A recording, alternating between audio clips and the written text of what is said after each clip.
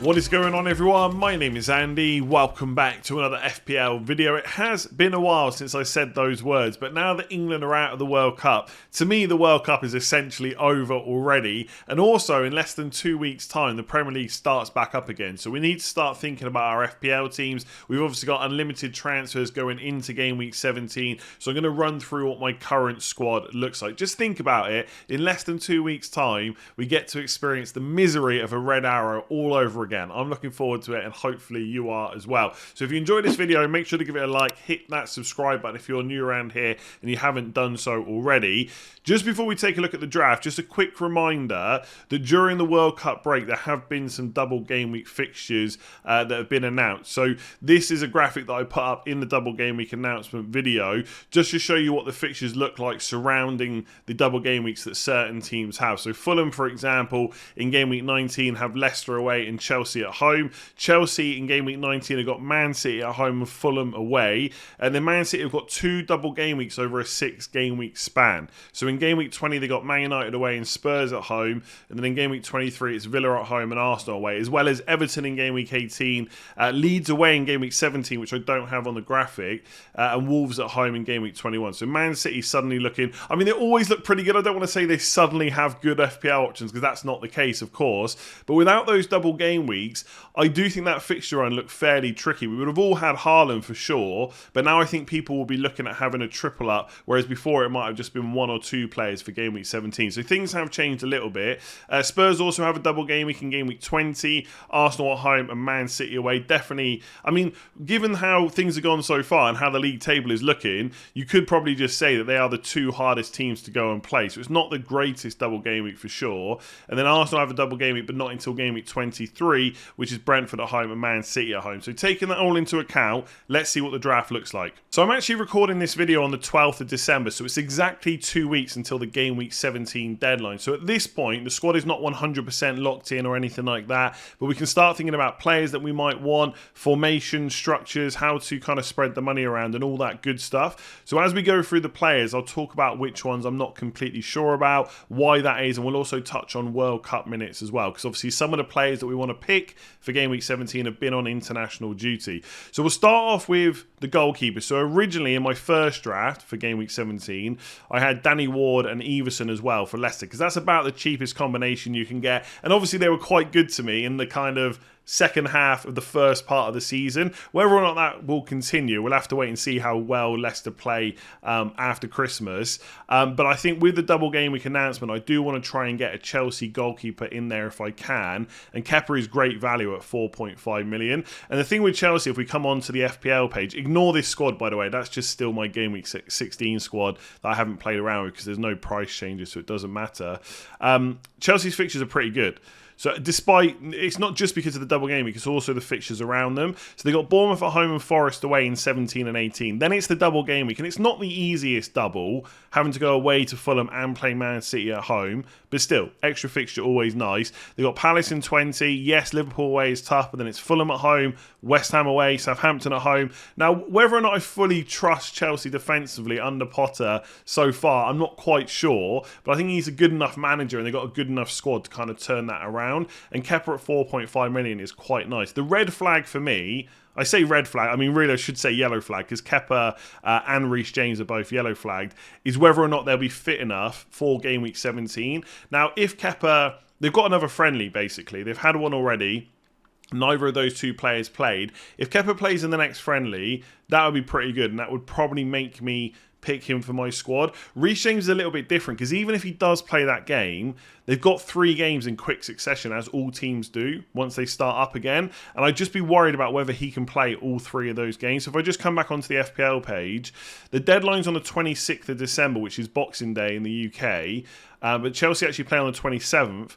Then they play again on the 1st of January. Then they play again on the 5th of January. Now, because of the way the fixtures fall, the second game in the double is not until a week later on the 12th of January. But I just don't know if Reece James is going to play all these games. I think there's FA Cup as well in between that. So that might be a problem. He's been out for a little while. Is he really going to come and play 3 games in the space of, what is that, like 9 days? Probably not. Now, whether or not there's many players that will play all those games, that's a whole different conversation. But in terms of an attacking point of view, Reece James is the one that I would really want. There's Chilwell to consider as well, but he's going to be in a similar boat to Reece James. So because we're still 2 weeks out, I can take in new information. But there are two players that I kind of really want, but I'm not sure I can go for them. If Mendy was definitely going to play, I could try and find the money for him instead. There's players like Kukurea, Koulibaly possibly. But the reason we look at James and Chilwell is for those attacking prospects. So they're in right now. I would like to target that Chelsea defence. It doesn't have to be a double up. It could just be one. But I need to see who plays in the friendly and what Graham Potter says as we get closer to the deadline. The other two is a little bit easier to talk about. Cancelo, I think, will be fine. He did play a few games for Portugal in the World Cup. And for some teams, we're not quite sure whether they're just going to go straight back to their clubs and start training right. Because even if you went out early, yes, you're out earlier, so you've got a bit more rest physically, but mentally that can be quite tough. And obviously Portugal, although Cancelo didn't play in the last couple of games, he was still with the squad. So we'll have to see if managers give the players time off. I think Ten Hag said that, part of the deal of playing for the World Cup is you're straight back. And I'm sure most clubs will do that, but we'll have to keep an eye on what managers say. But I think given that Cancelo, I think he didn't start the last two games for Portugal. From a physical point of view, he should be fine.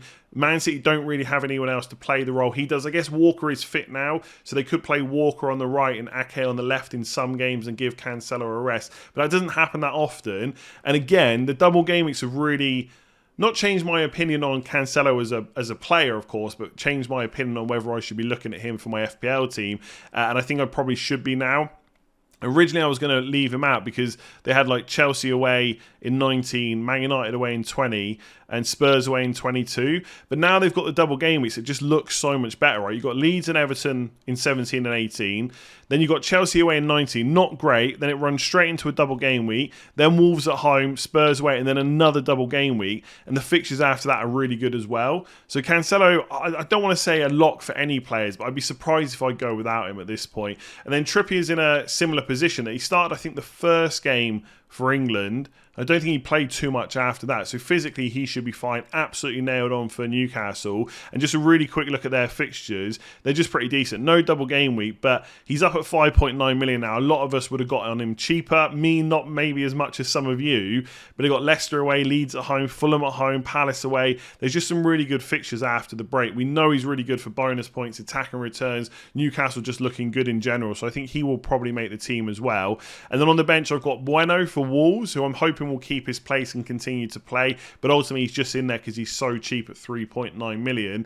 And the other one is Gabriel. Now, if I don't have the money or I need to put that money somewhere else, I'll probably just go for Ben White instead. But Arsenal, obviously, doing really well in the league. Defensively, they've been brilliant this season. I think from a stats perspective, if you look at XG conceded and stuff like that, Man City are still top, but Arsenal are still one of the best defences in the league. They've got some okay fixtures. They could definitely get some clean sheets in. They got that double game week to come around game week 23. And in general, I just think a lot of their players are excellent value. And Gabriel probably is the most attacking, especially when it comes to, attacking those set pieces. So he's the one in there right now. But if he's not an option for me because I need more money elsewhere, then I'll probably just go for Ben White instead. So I think considering the double game weeks, that looks pretty good. But I think James and Kepa in particular, I really need to think about. And if they're not options, I might just have to look away from Chelsea in general, depending on who else is fit. So I think the midfield is going to throw out quite a few interesting conversations over the next couple of weeks, just because of the sheer amount of options that there are to pick from. So in this draft, I've gone for a 4-man midfield in a 3-4-3. But in my first draft, if you watch that video, it was a 5-man midfield in a 3-5-2.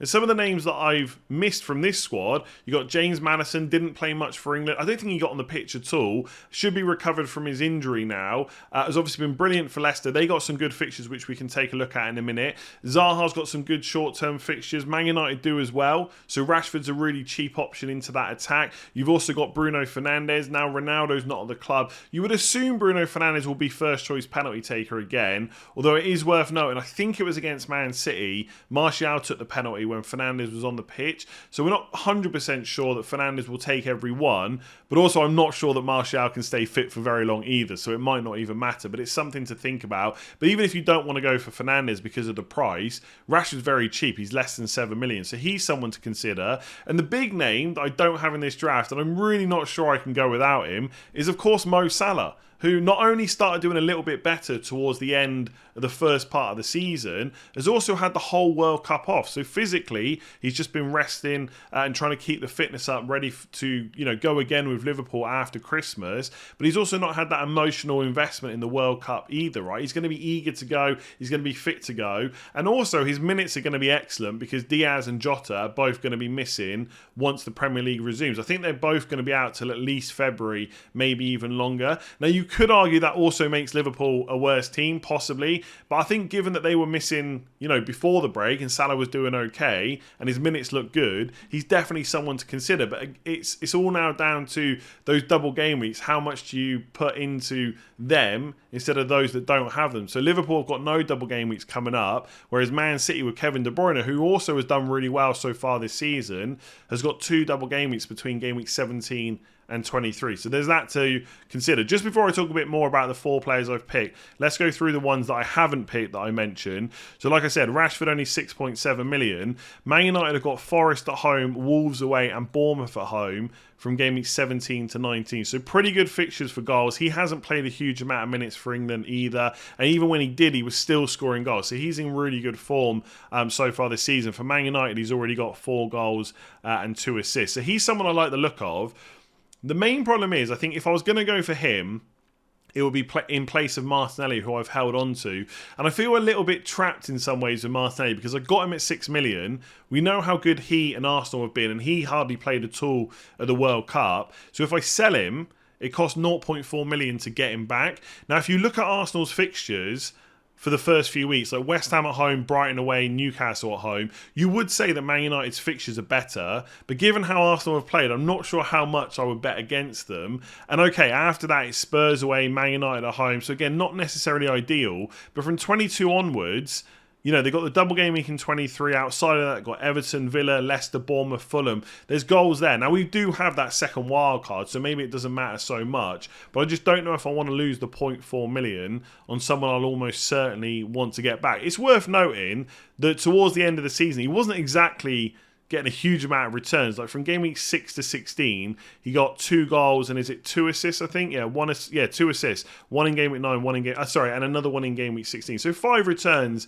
from game week 6 to 16 is not awful, but I guess he didn't set the world alight either. But for his price, he's still excellent value. So I don't know if I'd want to get rid of someone like him to get Rashford instead. So these are the things to think about. Obviously, if a few other people get rid of him and he doesn't do well in the first couple of fixtures, then people see that there's still a couple more difficult fixtures to come and they start selling him. It might only cost 0.2 or 0.3 million to get him back.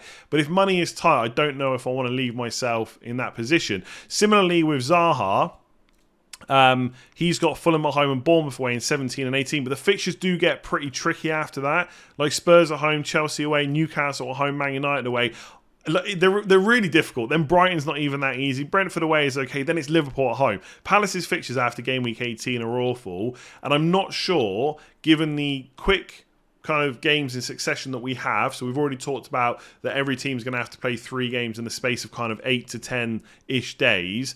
Is it worth already booking a transfer in for Zaha, who's got Fulham at home, Bournemouth away? I'm not sure it is, because plenty of other players have also got good fixtures. But he is someone to think about.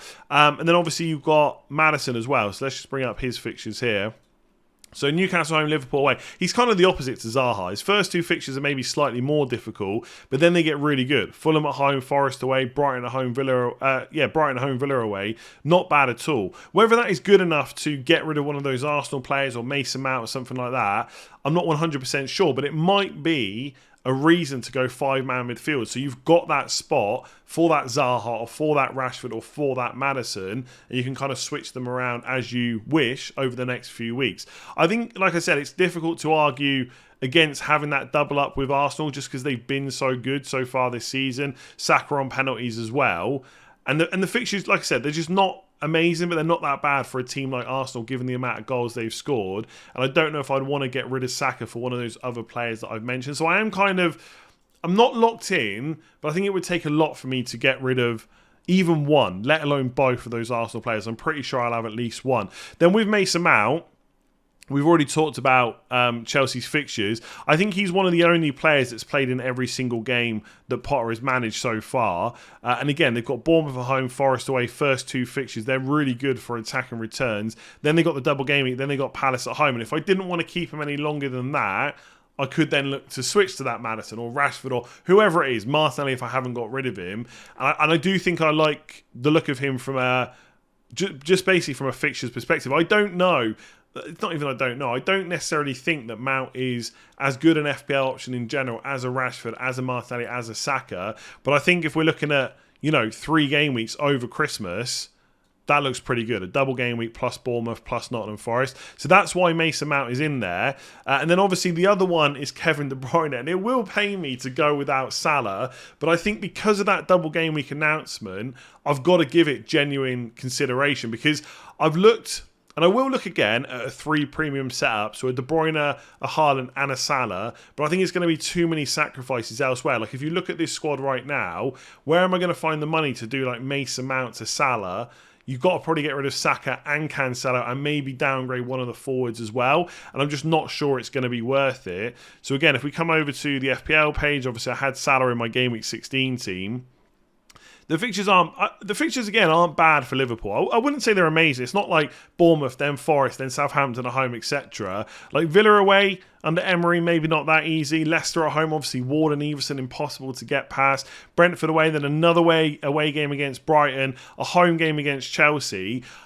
In most circumstances where double game weeks haven't been announced, I think I just pick Mo Salah because I've got a lot of faith in him. On penalties, minutes are good, going to start every game. But I think those fixtures might be enough to push me in going for Kevin De Bruyne instead. Who again, obviously Leeds and Everton, the first 2 fixtures back are pretty good. Game week 19 is a lot tougher, but then it's a double game week, then it's a Wolves game, etc. I've talked through them quite a lot. So I think most people would just say it's obvious to go for De Bruyne, but I don't know if it's that obvious because I do think up until this point, I'm not going to use the word lucky because it's definitely not. De Bruyne has been amazing. But I think at some point Salah will just pull away from him when it comes to points. And that could be straight after it. I've not even talked about Almiron, who a lot of people have got absolutely locked in their squads. Like Newcastle's fixtures are just pretty good as well. I honestly think, like talking this through for this video, I think there's a really good case to go for a 5-man midfield. There's so many good options. Like I've literally just talked about 4 or 5 that I don't even own. Right, and I know there's only one more spot, but it might just be worth having. But right now, that is why I've got those 4. You got the double game weeks for De Bruyne and Mount, plus the good short-term fixtures, and then Arsenal. That value is really hard to get away from. So just before we talk about the forwards, I should mention the midfielder that I have on the bench, which is, of course, Andreas. If you're playing a 3-4-3, most people have had him as their bench midfielder for most of this season, someone that you can bring on if you need to, if other players are missing out, suspended, etc., because he's pretty much nailed on. And it is worth mentioning, one of the reasons that I've got Mitrovic, that Fulham do have that double game week. So I'm not really worried about the fixtures in 17 or 18 for Andreas, because he's probably going to be on the bench.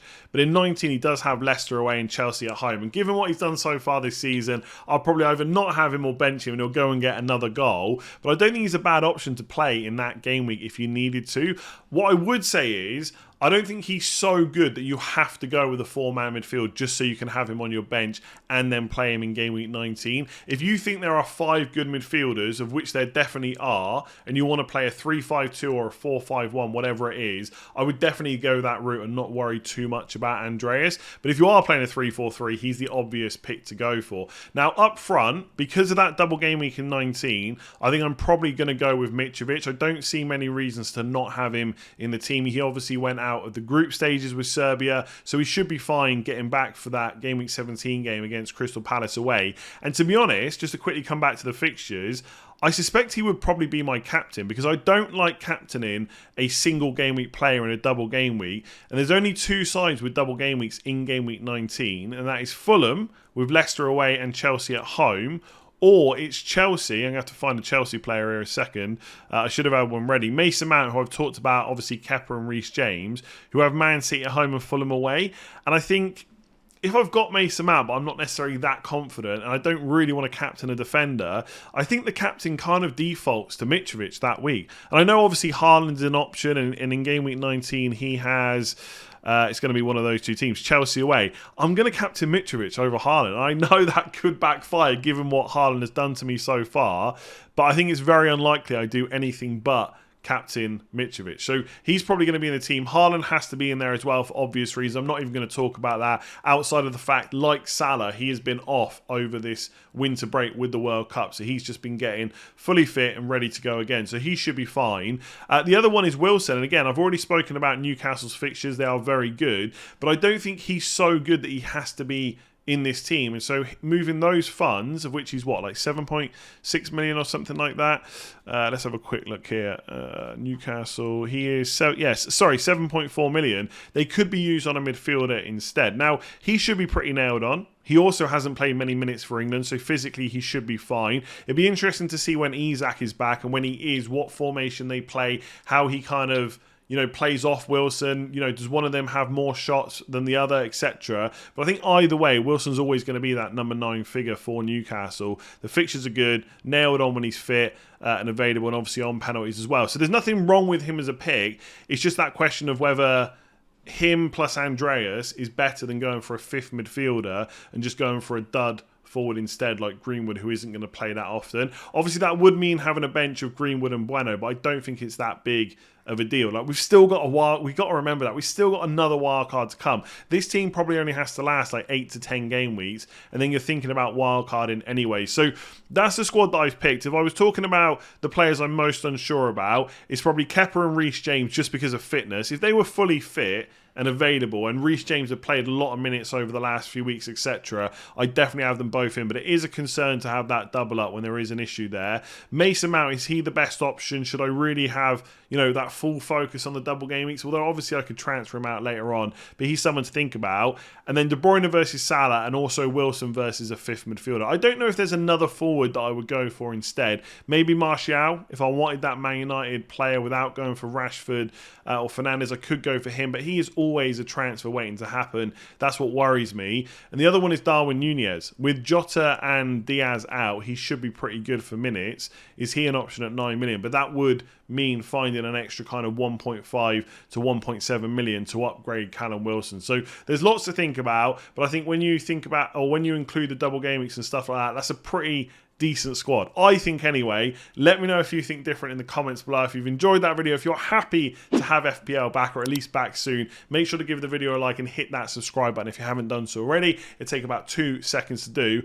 and I'll be back very soon for some more FPL content. If there's any videos in particular you want to see, leave them in the comments below. I'll try and get through as many as possible before that 26th of December deadline. Hit that like button, hit subscribe. Catch you again soon.